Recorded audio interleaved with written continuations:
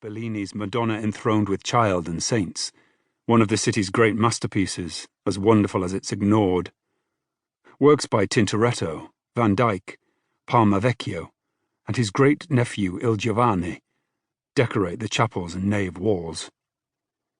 I make a lone pilgrimage to those pews from time to time, just to sit there, an atheist enthralled by visions of paradise and a world of quiet order and settled belief. Though that day all my head was filled with was the rattle of pigeons shuffling and grunting on the roof. No solitary vigil in the belly of San Zacaria's nave lay in wait that dazzling, bone-chilling morning. My destination was more mundane. The Carabinieri headquarters, a charming old ochre building next to the church, perhaps something clerical at one time. I don't know, and I wasn't minded to ask. I've never had many dealings with the police, apart from the one time our Ford Escort was vandalised outside the house in Wimbledon, and a lot of use they were then. But I had been summoned by a captain, it turned out. A woman, mid to late 30s, with the alert, intelligent face of a university lecturer, paired with the trim figure, painted nails and perfect hair of a fashionable middle-class Venetian lady.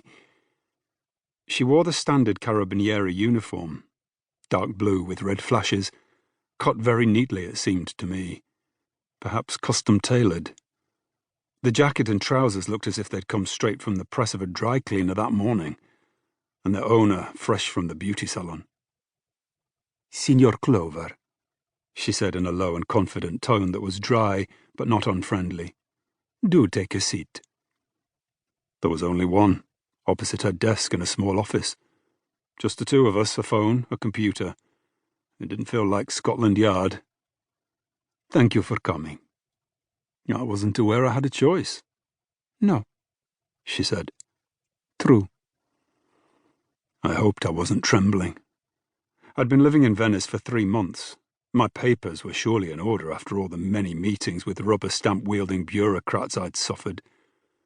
No need to fear any of the routine hazards that sometimes befall the foreigner in Italy. All the same, something about this woman made me uneasy. My only knowledge, if it could be called that, of police interrogations came from dramas on the TV. They seemed, well, more dramatic. This encounter had a close and personal air about it, which somehow made the atmosphere more uncomfortable. "Capitana," I checked the nameplate on the desk. "Fabri." That got me a hard, judgmental stare. "Capitano. The title describes the job and has nothing to do with gender. I thought your Italian was better than that." Valentina Fabri had a direct and laser-like gaze to compete with that of my late wife.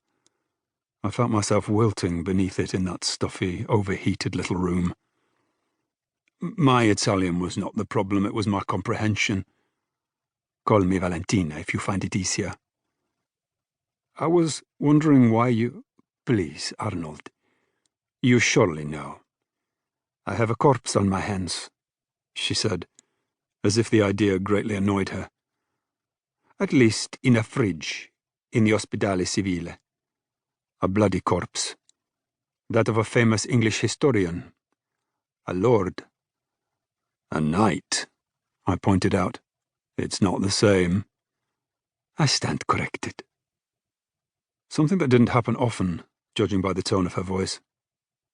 "How may I help?" "It's carnival. We have our hands full dealing with drunken foreigners in stupid costumes fighting one another and winding up in the canals." "That's what happened, isn't it?